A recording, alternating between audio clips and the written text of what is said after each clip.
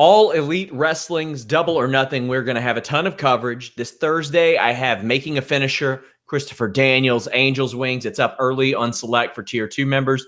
We're going to be at StarCast. We're going to be at Double or Nothing. We're all over the place in Las Vegas. I'll be there Thursday morning through the end of Sunday. So if you see me, say hi. But we're going to make our predictions. Also this weekend, join Warren and Alex for a post show. I'll be doing some sort of edited post show after the fact. Well, let's get into it. Kip Sabian versus Sammy Guevara. I think Sammy Guevara is going to win this. I love his character. His character is very reminiscent. I don't know if you've, I'm sure you have seen Pineapple Express. Yeah. But the jock who is trying to be friendly in that that's Sammy Guevara, and he plays it so well. The undercover dick, and I think this is going to be used to help establish him.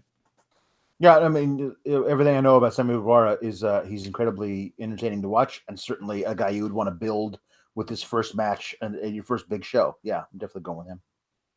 Best Friends, which is Chuckie T and Beretta, against an outstanding combination that they put together. Jack Evans and Angelico. Angelico was one of my favorite things about the first season of Lucha Underground. Jack Evans was the reason I got interested in independent wrestling. I think that they're going to use this as a way to get the Best Friends, Chuckie T and Beretta, just livid because they wanted not in the Battle Royal.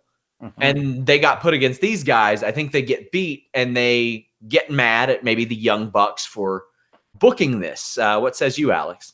I'm never going to go against Angelico and Jack Evans. Those guys, as you said, their time on Lucha Underground, they made me super fans of both dudes. So yeah, I think that your reasoning for why certainly makes sense to me, but I'm not going to pick against those two guys. Those two guys blew my mind watching Lucha Underground the first season. We have Aja Kong, Sakazaki, and Sakura against Shida, Riho, and Mizunami. I feel like they'll go with Aja Kong winning and maybe even getting the victory. Mm-hmm. I think people are a little more familiar with her. Yeah. Interesting stat. 3 people from 1995 WWF booked on this show.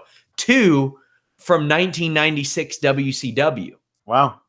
Because Glacier is also on this show in the Battle Royale. Why not? But I think Aja Kong's going to get the win. Yeah, Aja Kong would be my pick too, just because I feel like, again, the familiarity, people like, oh my God, I remember her, kind of a thing will actually help. Again, you're trying to build an audience, so that can be a major part of why you're doing stuff. But yeah, I would go that way too.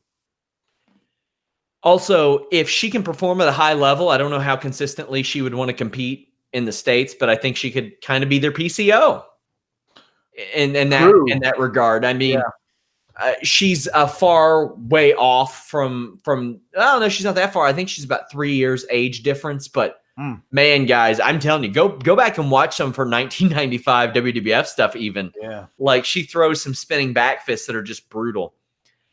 We have Dustin Rhodes versus Cody. Now, when this feud happened, this was well before we ever did a show together.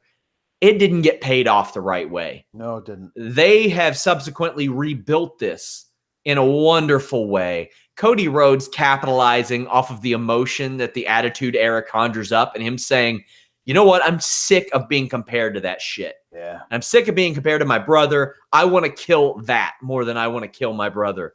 That was real good. That was amazing promo work. I think that Cody wins this. Oh yeah, I mean that's the only way to go. I think it's going to be this feels like it could be a really brutal brawl type of thing. Yeah, and I just you're right. I watched that promo and I was like, see now, Vince, you really had this guy,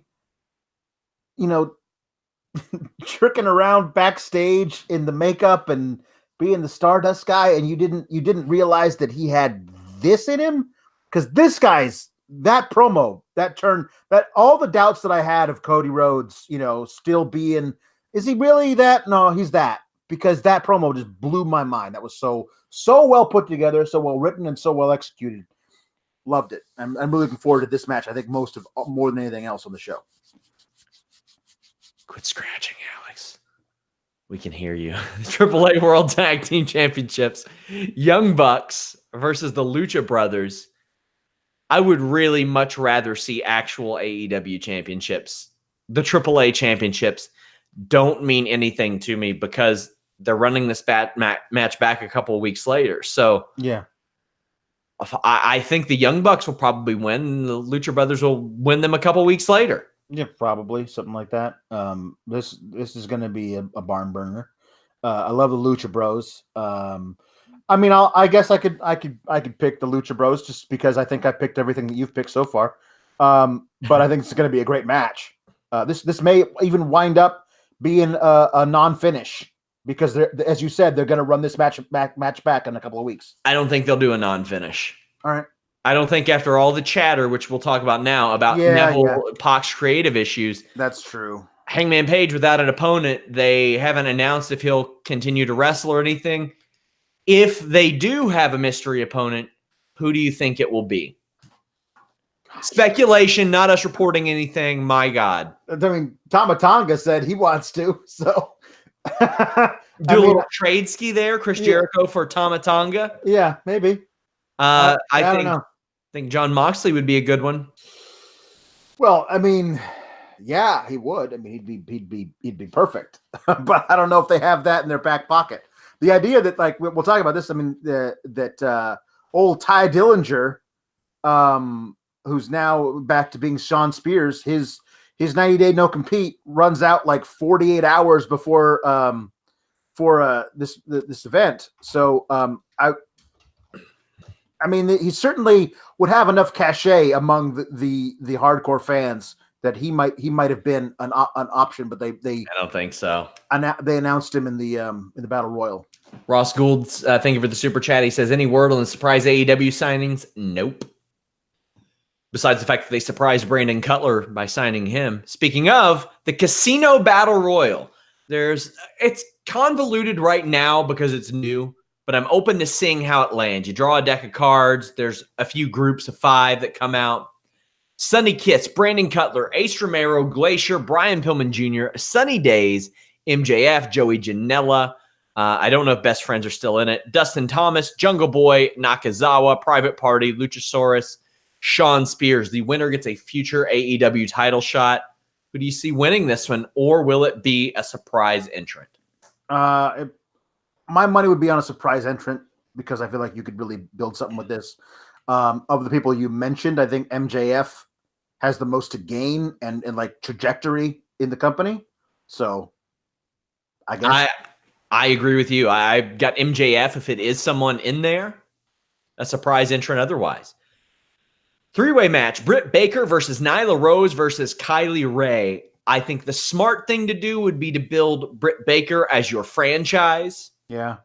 And build Nyla Rose as the physical dominating monster of the division. So maybe have Britt steal one or both of them take out Nyla and Kylie gets pinned. 3 really good pillars of this division. Yeah, I agree. I think you can have maybe Britt looks like she's about to win by pinning Kylie Ray, and then Nyla steals the pin, like not steals it, but like just wrecks Britt, and moves on from there. I think that's your major rivalry. So any way that works, I think that one of them. I think that whatever comes out of this, it's a trajectory for those two moving forward. SCU versus the OWE combination of CIMA, Lindaman, and T-Hawk. I kind of think they'll put over the OWE connection first. I think that makes sense. SCU are kind of bulletproof, especially as a trio. And you don't want too many of the guy. I think you have to put over the partnership. You have to let these people know that, hey, this is a group worth paying attention to. Yeah, I agree. That makes perfect sense to me. The OWE connection is important. And then finally, Kenny Omega versus Chris Jericho. Does Jericho get a win? Because he's there and he's under contract, and it's not like you got to put him over just to do it. It's a tough one. It is a tough one. It is a tough one. I mean, he's not a short-term thing like the New Japan deal. No, and I mean, a lot of it might be like, to prove that the people from Vince's stable are here and here to stay. We're not some fly-by-night thing. This guy that I mean, that's a reason for it. On the other hand, I mean, Kenny's a major, draw for this company, and putting him over might be a smart thing to do either way. This one's really tough, but I'm probably going to go with Jericho. I am too. I think it'll be Jericho. You know what feels weird? Talking about actual AEW cards. That is weird.